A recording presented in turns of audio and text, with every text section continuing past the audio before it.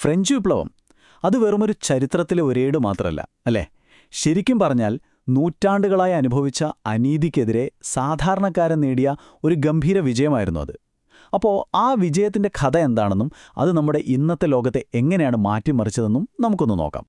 സ്വാതന്ത്ര്യം, സമത്വം, സാഹോദര്യം കേൾക്കുമ്പോൾ തന്നെ ഒരു ആവേശമില്ലേ? ഈ 3 വാക്കുകൾ വെറുമൊരു മുദ്രാവാക്യമായിരുന്നില്ല കേട്ടോ. അതൊരു പുതിയ ലോകത്തിന് തന്നെ അടിത്തറയിട്ട ആശയങ്ങളായിരുന്നു.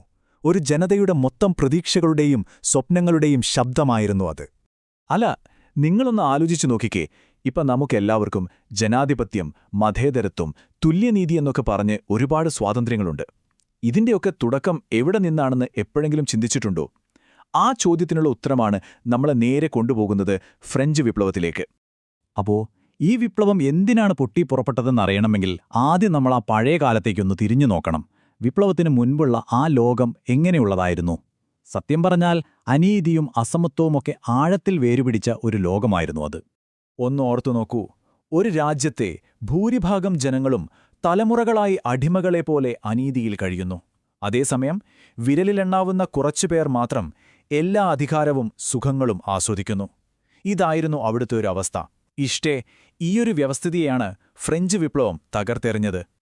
അതായത് ആ സമൂഹത്തിൽ 2 തട്ടിലായിരുന്നു ആളുകൾ. ഒന്നാമത്തെ തട്ടിൽ തങ്ങൾ ഭരിക്കുന്നത് ദൈവത്തിന്റെ കൽപ്പന കൊണ്ടാണെന്ന് വിശ്വസിച്ചു പോന്ന രാജാക്കന്മാരും പ്രഭുക്കന്മാരും.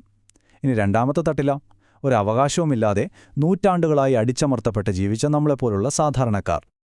ഈ രാജാവ് ദൈവത്തിന്റെ ആളാണ് എന്ന ചിന്തയായിരുന്നു അവരുടെ അധികാരത്തിന്റെയെല്ലാം അടിത്തറ. പക്ഷേ വിപ്ലവകാരികൾക്കിത് വെറുമൊരു അന്ധവിശ്വാസം മാത്രമായിരുന്നു. ആ ഒരു വിശ്വാസത്തെ തന്നെയാണ് അവർ വേരോടെ പിഴുതെറിഞ്ഞത്. അപ്പോ ഇനിയാണ് ശരിക്കുമുള്ള കഥ തുടങ്ങുന്നത്. ആ വലിയ വഴിത്തിരിവ്. എങ്ങനെയാണ് അനീതിയുടെ ആ കോട്ടകൾ ഒന്നൊന്നായി തകർന്നു വീണതെന്നും എങ്ങനെയാണ് ഒരു സാധാരണക്കാരൻ ചരിത്രത്തിന്റെ ഗതി തന്നെ മാറ്റിമറിച്ചതെന്നും നമുക്ക് നോക്കാം. ശരിക്കും ഇതാണ് ഫ്രഞ്ച് വിപ്ലവത്തിന്റെ ഏറ്റവും വലിയ പ്രത്യേകത. അതായത് ഇത് വെറുമൊരു ഭരണമാറ്റമായിരുന്നില്ല. ഒരു രാജാവിനെ മാറ്റി വേറൊരു രാജാവിനെ കൊണ്ടുവരുന്ന ഏർപ്പാടല്ല. മറിച്ച് ചരിത്രത്തിൽ ആദ്യമായി സാധാരണ മനുഷ്യൻ തന്റെ ശക്തി എന്താണെന്ന് ലോകത്തോട് വിളിച്ചു പറഞ്ഞ ഒരു വിജയമായിരുന്നു അത്. ഈ വിജയത്തിന്റെ ഏറ്റവും വലിയ അടയാളം എന്തായിരുന്നു എന്നറിയാമോ? അത് ലൂയി 16 എന്ന രാജാവിന്റെ പതനമായിരുന്നു. ആ ഒരൊറ്റ സംഭവത്തോടെ ഫ്രാൻസിലെ ഏകാധിപത്യ രാജവാഴ്ചയുടെ കഥ കഴിഞ്ഞു.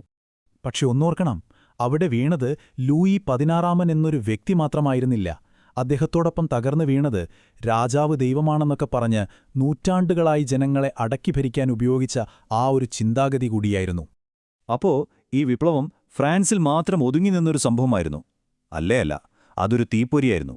ആ തീപ്പൊരി ലോകം മുഴുവൻ എങ്ങനെയാണ് പടർന്നുപിടിച്ചതെന്നും എന്തൊക്കെ മാറ്റങ്ങളാണ് കൊണ്ടുവന്നതെന്നും നോക്കാം. ഇന്ന് നമ്മൾ സംസാരിക്കുന്ന ജനാധിപത്യം, മതേതരത്വം, എല്ലാവർക്കും ഒരേ നീതി, ഈ ആശയങ്ങൾക്കെല്ലാം എവിടുന്നാ ഒരു തുടക്കം കിട്ടിയതെന്നറിയോ?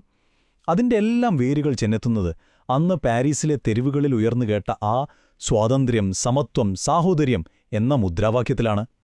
ഇതൊക്കെയാണ് ഇത്രയും വർഷങ്ങൾ കഴിഞ്ഞിട്ടും ഫ്രഞ്ച് വിപ്ലവം നമ്മൾ ഓർത്തുവയ്ക്കുന്നത്.